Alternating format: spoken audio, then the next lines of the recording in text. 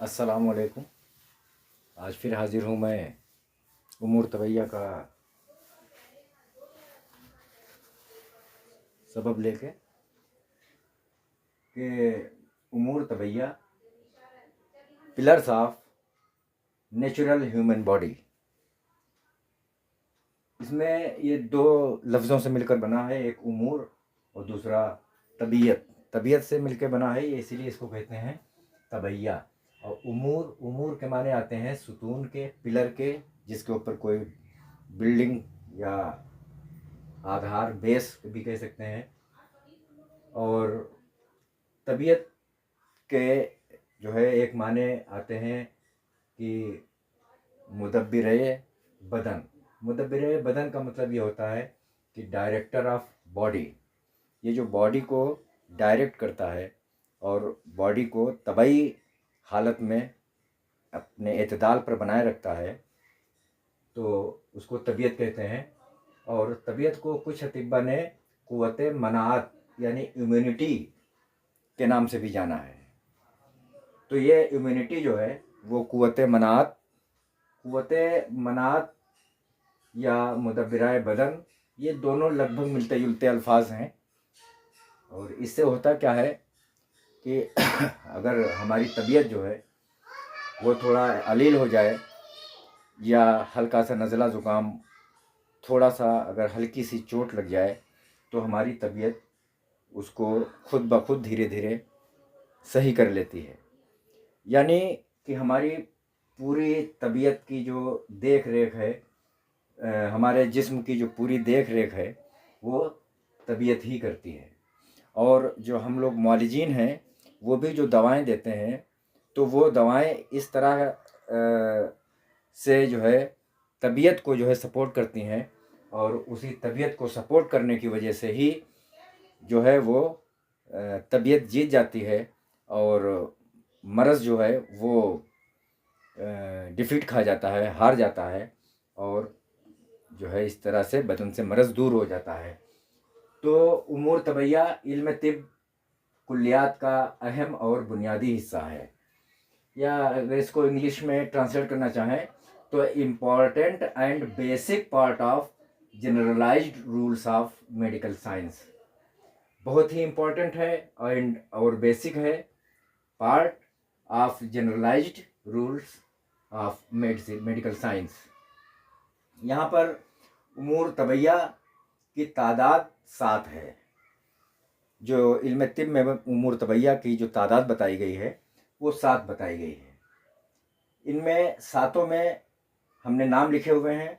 एक तो अरकान, दूसरा मिजाज, अरकान को एलिमेंट्स भी कहते हैं, मिजाज को टेम्परामेंट कहते हैं। नंबर 3 अखलाक, इसको बॉडी फ्लूइड्स या ह्यूमर कह सकते हैं। नंबर 4 आजा या ऑर्गन्स।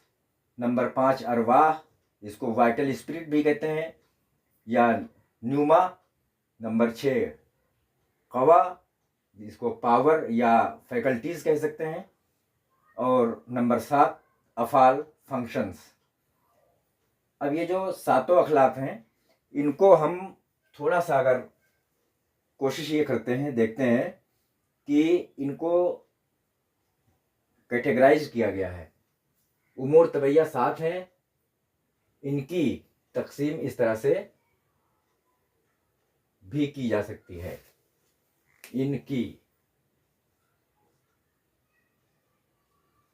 इनकी तकसीम जो है इस तरह से भी की जा सकती है। थोड़ा सा गौर करने की बात है कि उमूर तबैया हमने 7 हैं, सातों को लिखा है। नंबर 1 अरकान, नंबर 2 अखलाक, नंबर 3 आज़ा, नंबर 4 अरवाह। हालांकि ये सीक्वेंस नहीं है।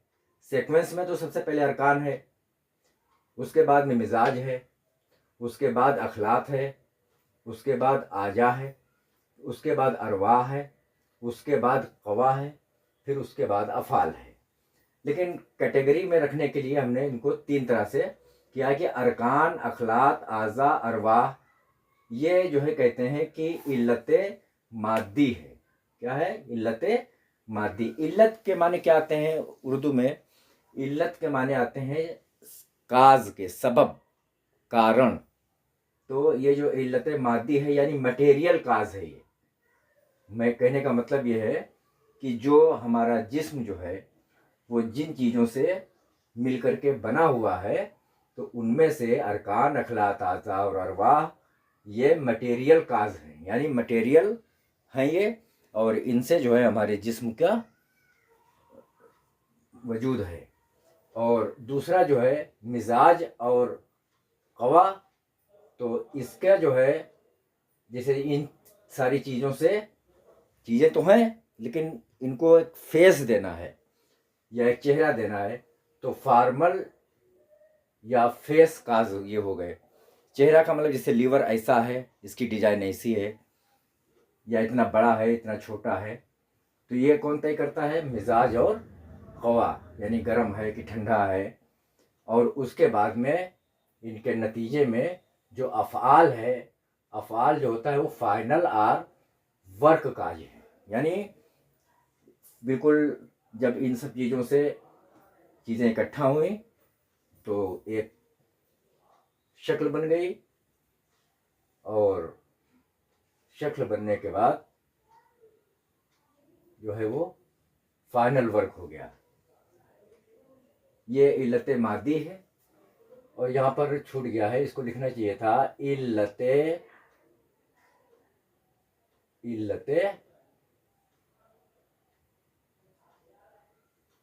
सूरी,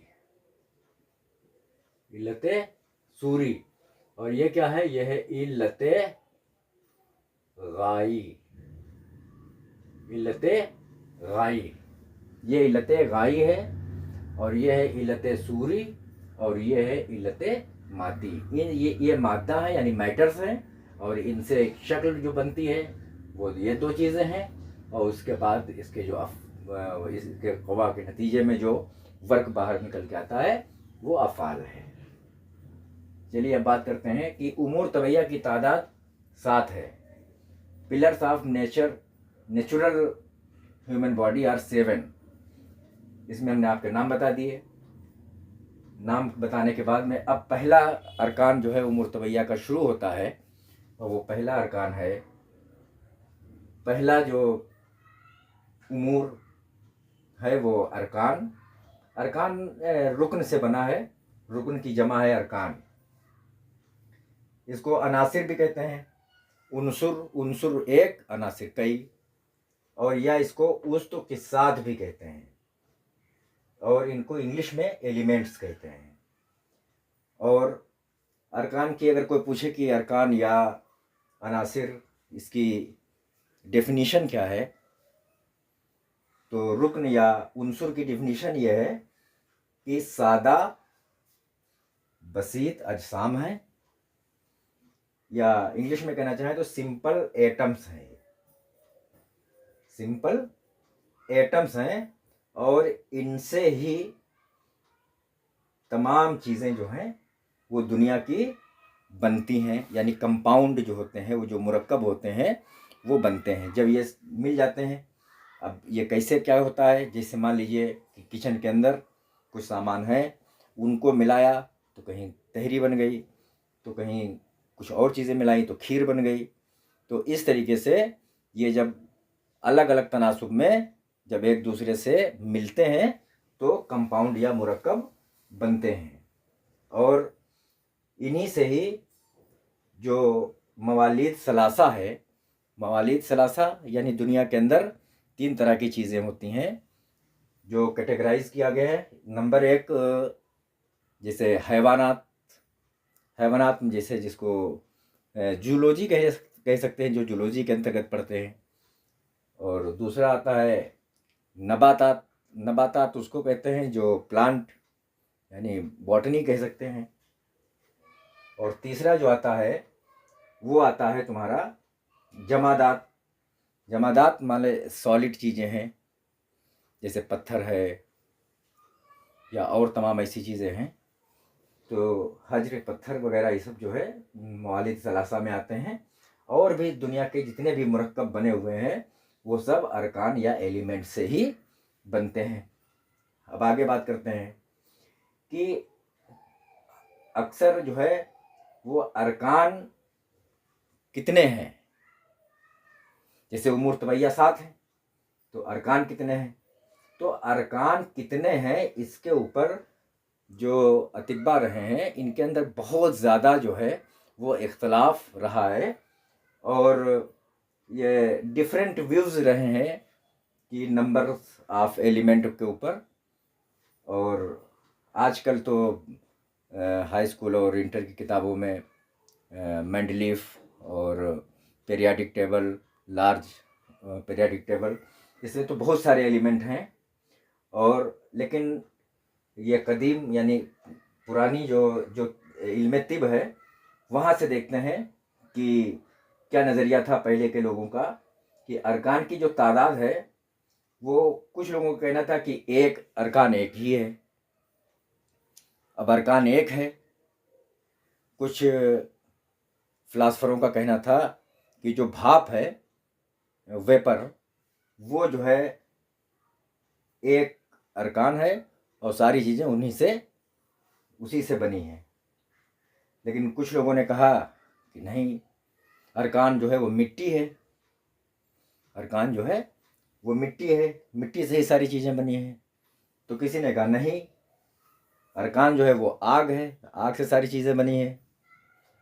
कुछ लोगों ने कहा कि नहीं, पानी है। इसी तरह से बहुत अतिब्बा, बहुत फिलासफरों ने कहा कि नहीं, हवा है। उसके बाद कुछ अतिब्बा लोग कहने लगे कि नहीं, अरकान तादाद में 2 हैं। तो कुछ लोगों ने कहा कि 2 कौन कौन से हैं, तो कहा कि आग और मिट्टी है। किसी ने कहा कि आग और मिट्टी नहीं, पानी और मिट्टी है। और किसी ने कहा नहीं, हवा और मिट्टी है। तो इस तरह से जो है वो अरकान 2 हैं। इसके ऊपर बहुत लोग जो है अलग अलग अपनी राय रखने लगे। उसके बाद कुछ लोग जो है कहने लगे नहीं, अरकान जो हैं इनकी तादाद 3 है। और 3 कौन सी है? वही नार, जिसको आग कहते हैं, हवा, और जिसको बाद कहते हैं, और मिट्टी, जिसको अर्ज कहते हैं। तो ये बोले कि 3 है। किसी ने कहा कि नहीं, है तो 3 ही, लेकिन हवा और पानी और मिट्टी है, आग नहीं है। तो इन दोनों लोगों से पूछा गया तो फिर जो है आग, तो बोले कि हवा में ही जब हरारत, शदीद हरारत पैदा हो जाती है तो आग हो जाती है। और उसके बाद इसमें पूछा गया कि आग, हवा और मिट्टी है तो पानी कहाँ से आया? तो बोले कि जो हवा है इसी में पानी के अज्जा मौजूद होते हैं। खैर, फिर जो है एक और गिरोह आया सामने। उसने कहा कि जिसको अहले अक्सीर कहते हैं, अहले अक्सीर ये कुछ कीमियागीर लोग होते थे जो धातु को दूसरी धातु में बदलने की बात किया करते थे। जैसे पीतल को सोना बना देना, जैसे पारे को सोना बना देना। इस तरह के जो कुछ साइंसदान कह लीजिए या कीमियागीर कह लीजिए, तो इस तरह के लोग जो थे इनको अहले अक्सीर कहा जाता है, अहले अक्सीर कहा जाता है। और ये जो अहले अक्सीर थे, इन्होंने कहा कि अनासिर जो हैं वो 3 हैं। और पहला है दुहन यानी रोगन यानी तेल, और दूसरा है मिलह माने नमक यानी साल्ट, और तीसरा है किब्रियत यानी गंधक, इंग्लिश में कहते हैं सल्फर। तो ये जो अहले अक्सीर थे ये 3 अनासिर मानते थे। किसको किसको मानते थे? ऑयल को, और साल्ट को, और सल्फर को। उसके बाद जो है अरकान 4 हैं, यानी अरकान अरबा। तो ये जो अरकान अरबा है, ये आज जो हम लोग यूनानी इल्म तिब पढ़ते हैं इसके अंदर यही सबसे मकबूल है, और उमूर तबैया में इसी का जिक्र है। और जो 4 अरकान हैं इसमें नार यानी आग पहला, और दूसरा हवा या बाद, और तीसरा मिट्टी या अर्ज़, और चौथा है पानी यानी माँ। तो ये चार जो अरकान का जो फ़लसफ़ा है, ये इल्म तिब में बहुत ही जो है वो मकबूल और पॉपुलर है। इन लोगों को जो है वो फ़लासफ़ा सित्ताइन कहा गया। फ़लासफ़ा सित्ताइन, जिन्होंने जो है वो ये नज़रिया दिया कि अरकान चार हैं। कौन कौन से? आग, हवा, मिट्टी, पानी। फ़लासफ़ा सित्ताइन में जो है, हालांकि सित्ता के माने तो सात के आते हैं, लेकिन हम आपको दो तीन नाम बता रहे हैं जो इस अरकान अरबा के को जो है बिल्कुल सच साबित करने की कोशिश की। इनमें जो है वो बुकरात हो गए, अरस्तु हो गए, जालिनूस हो गए और शेखुर रईस। तो ये जो अतिब्बा या फ़िलासफ़र या जो इल्म तिब की जान है, उन लोगों ने माना कि अरकान चार होते हैं: आग, हवा, मिट्टी, पानी। अब जो है बात करते हैं कि उमूर तबैया में जो अरकान अरबा का ही जिक्र होता है। उमूर तबैया में अरकान अरबा का ही जिक्र होता है। अरबा माने होता है चार। अब इसमें जो है कुछ और थे, कहा कि नहीं, अरकान चार नहीं है, अरकान पांच हैं। तो इसमें इन्होंने असीर को भी जोड़ लिया। असीर क्या होता है? इसको जो है आकाश कहते हैं। तो इनके हिसाब से, इस गिरोह के हिसाब से अरकान पांच हो गए। कौन से? चार तो वही वाले, आग, हवा, मिट्टी, पानी, और दूसरा उसमें असीर या आकाश को जोड़ लिया। अब एक जो है गिरोह ऐसा भी था जो कहता था कि अरकान जो हैं या अनासिर जो हैं वो ला तादाद हैं, ला तादाद हैं, जिनकी कोई तादाद ही नहीं है। और ऐसे लोगों को असहाब खलीद कहा गया। जो ये मानते थे कि ला तादाद हैं, उनको असहाब खलीद माना गया। और ये जो है एक फिलासोफर था जिसका नाम था एनेक्सागोरास, और किताब में लिखा मिला कि इनक्स गोरास। ये बहुत ही कम उम्र में इनका इंतकाल हो गया था। और चलिए बात हुई कि अब देखते हैं कि जब अनासिर जो हैं या अरकान चार हैं, तो कुछ मिसालें भी दी। जैसे कहा कि आप पहले तो मिट्टी ले लीजिए और मिट्टी के बाद में उसमें पानी डालिए। तो एक तो मिट्टी हो गया, दूसरा पानी हो गया। उसके बाद उसको सुखाइए पोरस बनाने के लिए, उसको उसमें तखलखुल पैदा करने के लिए, तो हवा की आमिज़श हो जाए उसमें। उसके बाद फिर उसको आग में पकाते हैं, तो तब जाकर के एक पक्का बर्तन जो है वो मिलता है। तो इस तरह के अपने अपने जो है वो जो जिनका जो भी वो था अपना व्यू, उसके बारे में जो है तफसील बयान की और अपनी बात को सच साबित करने की कोशिश की। अब हम यहीं पे बात करेंगे कि जो कैफियत हैं, कैफियत का मतलब होता है जैसे करेक्टरिस्टिक्स। 4 करेक्टरिस्टिक्स जो है वो हमारी इल्म तिब में बहुत ही मायने रखती हैं, इसलिए इनको जानना है। 4 करेक्टरिस्टिक्स होती हैं। इनको जो तकसीम किया गया है, तो दो हिस्सों में तकसीम किया गया है कि एक तो है कैफियत फ़ाइला यानी एक्टिव करेक्टरिस्टिक्स, और दूसरा है कैफियत मुनफाइला यानी पैसिव करेक्टरिस्टिक। तो अब एक्टिव करेक्टरिस्टिक्स में क्या है?